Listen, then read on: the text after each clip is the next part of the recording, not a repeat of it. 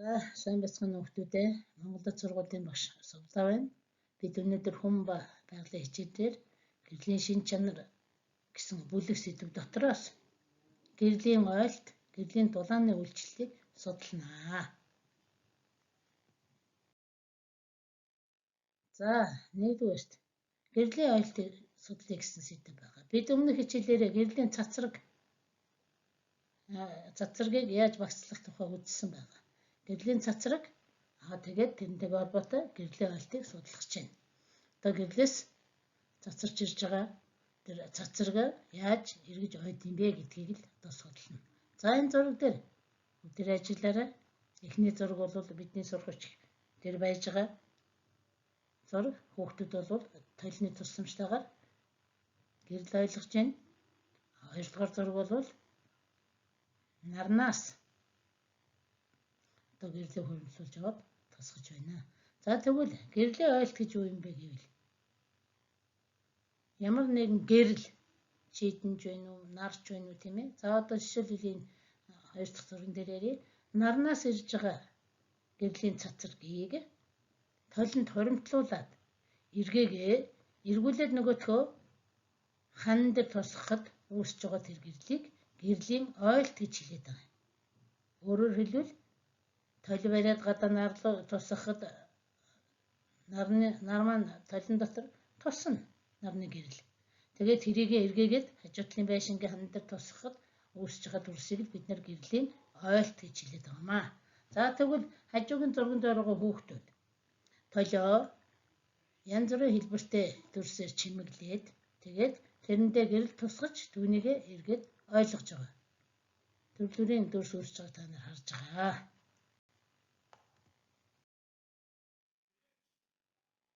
За тэгвэл гэрлийн ойлт.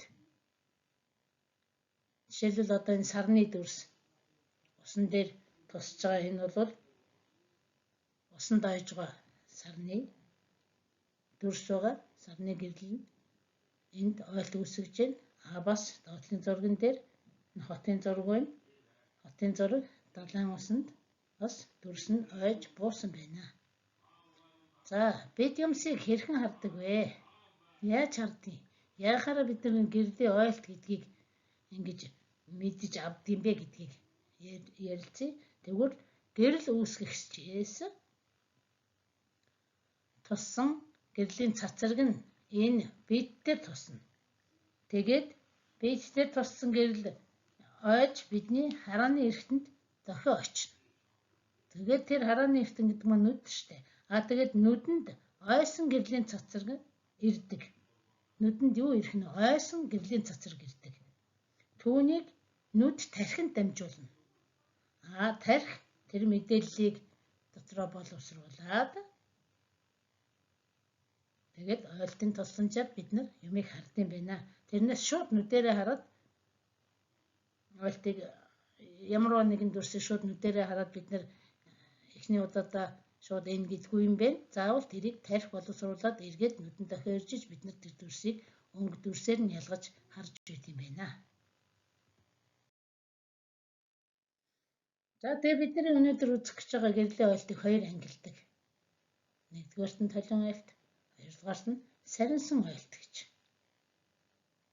Мөн гэрлийн ойлтыг толны өмнө зогсоод өөрийнхөө дүрсийг харж ирнэ гэдэг чинь бас л гэрлийн ойлт. Толин ойлт гэдэг нь өөсөвгүй гөлгөр гадарга дээр туссан гэрэл шулуун тархаж байгаа. Сарнсан ойлт гэдэг нь барцгар гадаргууд дээр туссан гэрэл ингэж тал дэшээ хамаагүй сарниж ойж байт юм байна. Ингээд гэрлийн ойлтыг толин ойлт, сарнсан ойлт гэж хоёр ангилдаг.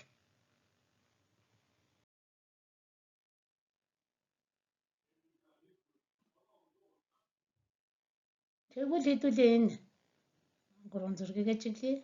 Энэ гурван зурган дээр нэгдүгээр зураг бол толинд ойсон дүрс байна. Толинд ойсон гэрлийн тусламжтайгаар бид нар толинд өөрийгөө харж байгаа гэдэг чинь бас л бидний дүрс толинд ойж байна гэсэн. Хоёрдугаар зураг ч гэсэн бас ялгаагүй энэ нохой толинд дүрсээ хараад байж байгаа. Энэ бол бас толинд ойсон төрс.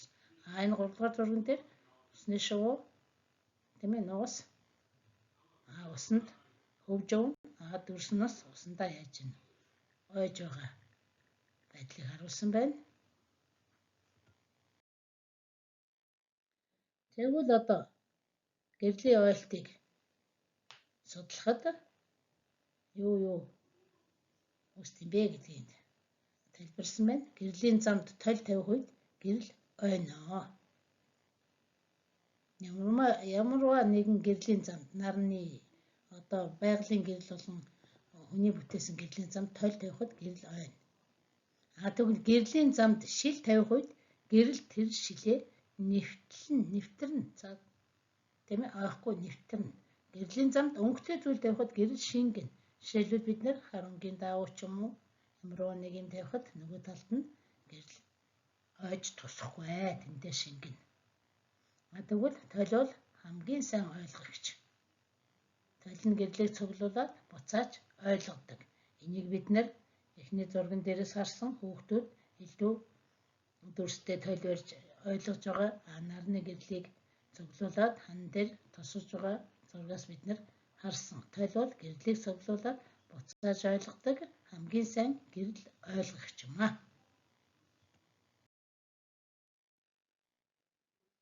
За бид сая гэрлийн ойлтын тухай үзсэн. Тэгвэл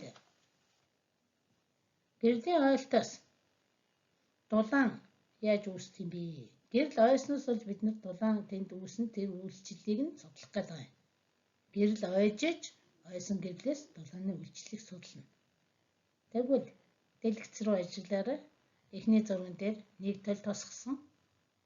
Гэрлийн ойлтонд бүдэг. Хоёр толь тусахаар арай тодорч байна. 3 толь тусахад гэрлийн ойлт бүр тодорч байна. Тэгвэл нарны гэрлийг 2 толны тусламжтай нэг газар давхцуулан тусахад тодорно. 3 толны тусламжтай тусахад бүр илүү тодорч байна. Тэгээд энэ тодорч байгаа газар дулаан үүсч байгаа юм. Одоо энэ зурган дээр бас бидний сургалтын дээр байгаа нарны гэрлийг хэд хэдэн толны тусламжтайгаар нэг газар давхцуулан тусахул гэрэлтэж тод болохоос гадна тэр хэсэгт нь гараа тавьбал халуун мэдрэгдэнэ. Та нар өөрснөө туршиж үзэж болно. Нарны гэрлийг толны тусламжтай хан дээр тусгаад нэлийн удасны дараа нөгөө хамт байгаа хүн чинь очиод тэр тусч байгаа хэсгээр гараа тавьж үзэхэд тэнд дулаан халуун үүссэн байгаа.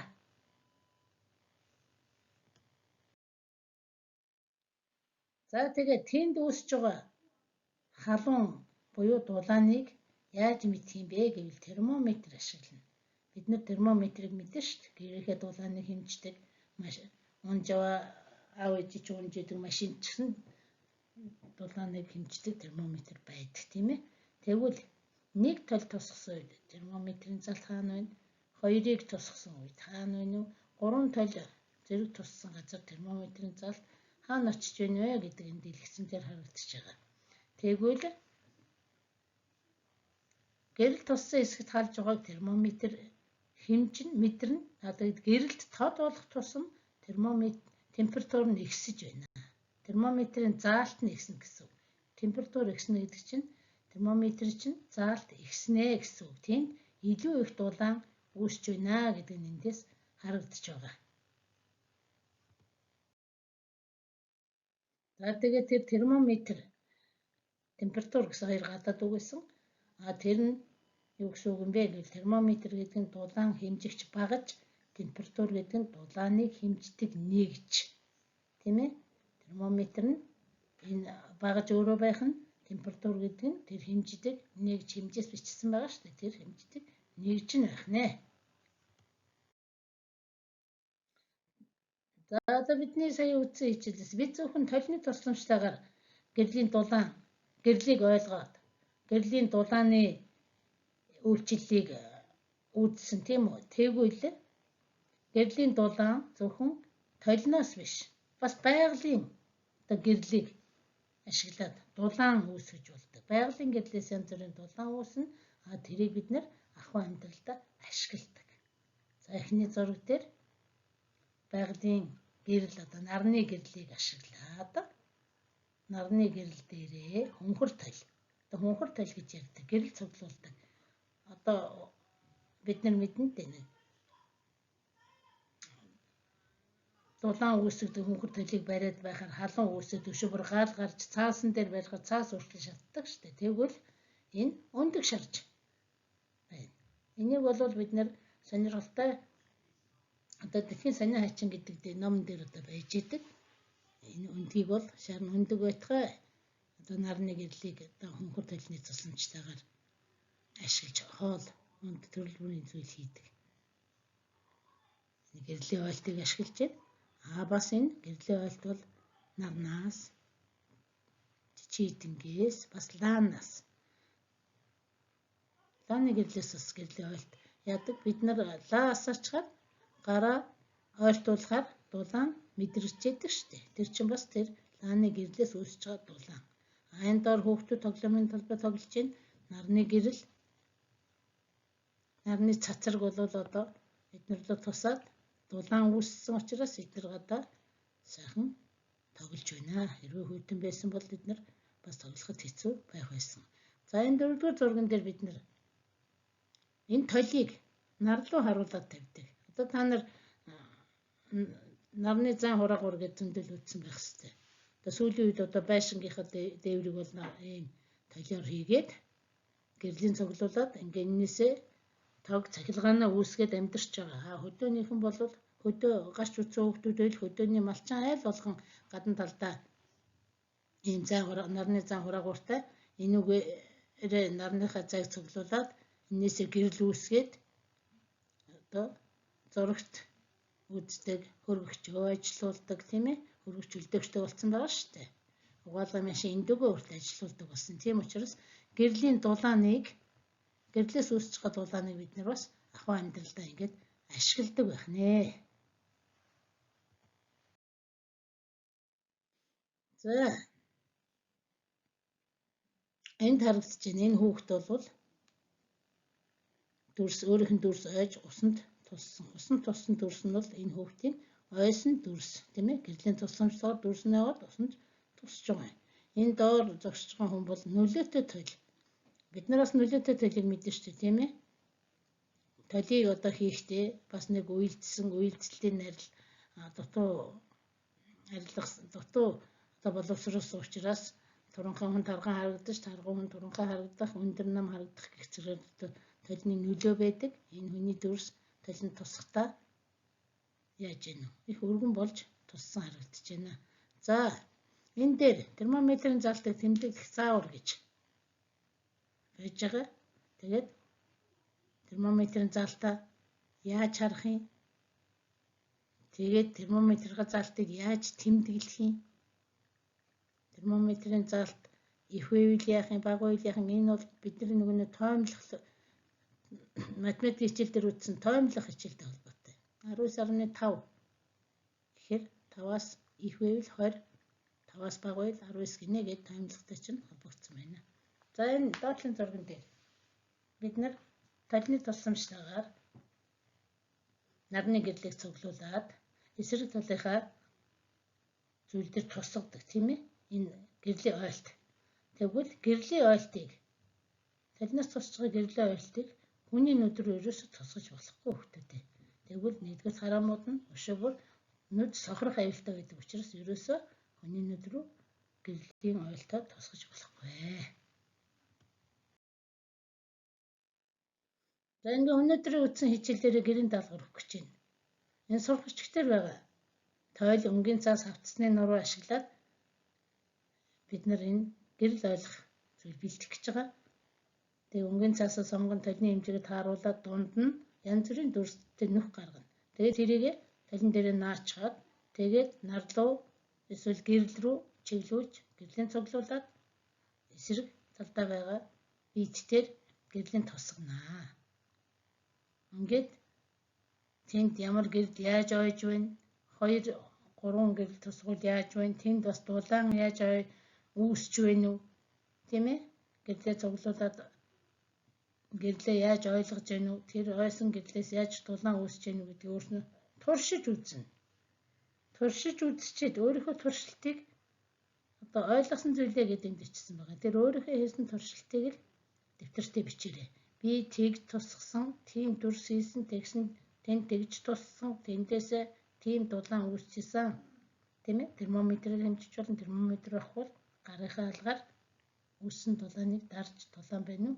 Үүссэн байна уу үгүй гэдгийг мэдэж болно. За тэгээд гэрийн даалгавраа хийгээд багштай явуулаарай. За ингээд анхаарал хандуулсан сурагчдаа баярлалаа. Баяртай.